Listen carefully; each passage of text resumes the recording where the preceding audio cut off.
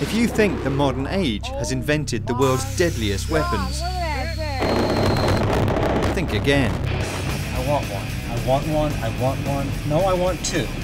Some of the most dangerous and ingenious creations of all time go back hundreds, if not thousands of years. If you're one of those people who think that the flamethrower was invented by the Germans in World War I, you'd be wrong.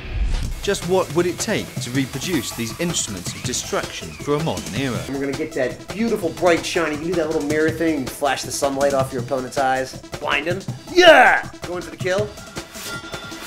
The most high-powered weapons of all time are about to get a makeover, as modern technology puts a new spin on some age-old creations. And Chad is just the man for the job. He's one part master engineer. The longer this force is acting upon this object, the faster it goes. And two parts mad scientist. Chad's goal: reach into the arsenal of history. The longer it's contained within a tube of some kind, the straighter the trajectory is going to be. And bring these weapons blazing into the modern era. There's no point tidying up, we might be dead soon. Yes, I know. Along the way, he'll have a helping hand from Mike, You swing that down at my head as hard as you like. a man who knows a thing or two about history and what gives these weapons their edge. Mike's going to help Chad produce the ultimate modern incarnation of these iconic ancient weapons. But he'll also be testing Chad's creation to destruction. So do you think you're going to be able to improve on thousands of years of tradition? Well, you know, I think we figured out how to improve on just about everything else in those thousands of years, so I can't imagine why sword making would be any different. The samurai sword, also known as a katana, is one of the world's most iconic weapons.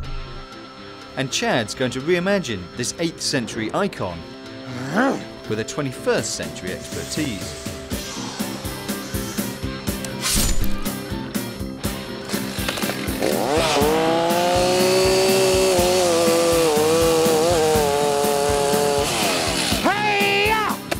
This is the traditional Japanese method. Very effective, very time-consuming, and frankly, a bit silly compared to modern technology.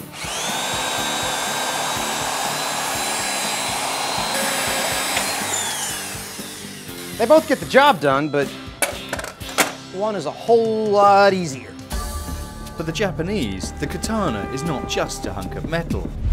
According to legend, a warrior's soul lives inside his sword, so it's got to be designed with both spiritual respect and deadly efficiency in mind. So what are the properties that make it for superior sword? Knock it off! I'll bite your other leg off! You see what I have to put up with around here? What exactly are the properties that a sword needs to possess in order to cut off a pit bull's leg? Well, it's got to be pretty tough, so it can take being, bandied about in a sword fight. But at the same time, it's got to have that razor sharp edge so you can slice your opponent into tiny little bits. 2 pieces of steel. Look at that. 1 piece of steel can cut the other. Well, how is this possible? This piece of steel is incredibly tough. Look at this. An incredible amount of toughness. Look at that. Beating on it with a hammer, and all it does is bend. That's pretty tough. Drill bit, incredibly sharp. Just cut this piece of steel. Hit it once, it breaks. My challenge is to get both of those properties in 1 piece of material. Chad enlists the help of an expert to help him meet this challenge. Wow. And together, they'll pummel this sword to fighting shape. I am. You must be Chad. All right, so what's the process here? Walk me through this. How are we going to do this? Well, we're going to start with a piece of this 1086 modified steel round bar here. What 1086, what is that? It's simple carbon steel with 0.86% carbon. So how do you get from simple steel to something razor sharp. Simple. Break out the power tools. This power hammer pounds the metal with a force of 400 pounds per square inch. Chad started to master the science behind the sword, but he'll need Mike to help him truly understand the spiritual element of making a katana. So Mike's going straight to the source, to Tara in Japan. High in the Aka-Azumi Mountains, a 6-hour journey from Tokyo, iron is collected from the riverbeds to form a rare kind of steel, tamahagane. Tamahagane, a mix of iron and carbon, is the fundamental ingredient of all Japanese samurai swords, and it's only produced once a year in this purpose-built structure. This is astonishing, isn't it? It's an amazing place. What exactly is going on in here? Every 20 to 30 minutes, they're putting in large amounts of sand iron and charcoal, and this goes on regularly for 72 hours. 72 hours, Yeah. It's astonishing. And it's always attended. Always attended. But the whole atmosphere in here, from everybody, the spectators and the workers, is very reverential, very religious. Yeah, it is definitely a spiritual place. Back home, Chad's still got a sword to make, and for him, physics are more important than mysticism. The sword is lowered into a salt kiln and heated to 845 degrees. Then it's got to be cooled. Looking good, looking good. This sudden cooling process produces an amazing side effect. The heat scrambles the metal's molecular structure and produces the sword's distinctive look. Just put it right in the salt, it'll be okay. There you go. How'd that do, boss? Looks good. I didn't feel any ting in the tongs. I think we managed to pull this off with no cracks, which is the major make it or break it question. It's got a nice organic curve, and I think it's going to be a pretty sword when you're all done.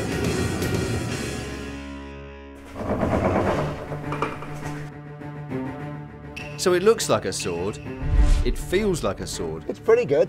but does it cut like a sword? Looks good for hand-to-hand combat, but can it stand up to the ultimate test? A speeding bullet. In the pursuit of making the ultimate weapons, no journey is too far, Very pleased. and no risk is too great.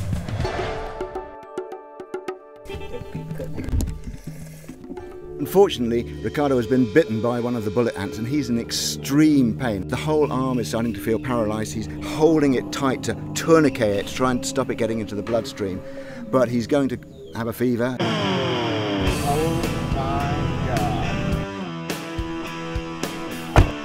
I thought it was supposed to be a big gun. We have something bigger. Can we play? Let's play, let's throw some pumpkins. Let's get right to it. Making weapons is a dirty job, Yeah. You go out and hand select them? This Yeah. one, this one, this one, and this one? Yeah. but Chad's willing to do whatever it takes, even if it means sacrificing a few good pumpkins. There you go.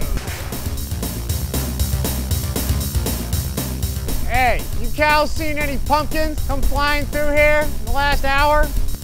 The cows aren't talking, and the pumpkins aren't the only victims of Chad's wrath.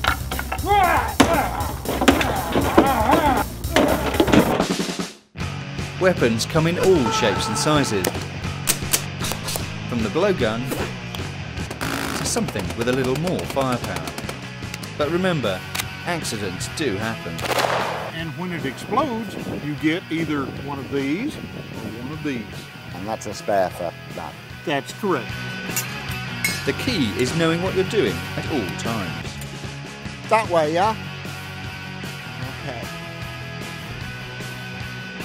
I thought I could just sort of fake my way through this the way I do everything else. We good? Yes, sir. And let's make sure there's nobody in there. Insert rocket into launcher. All right, 5, 4, 3, 2, 1.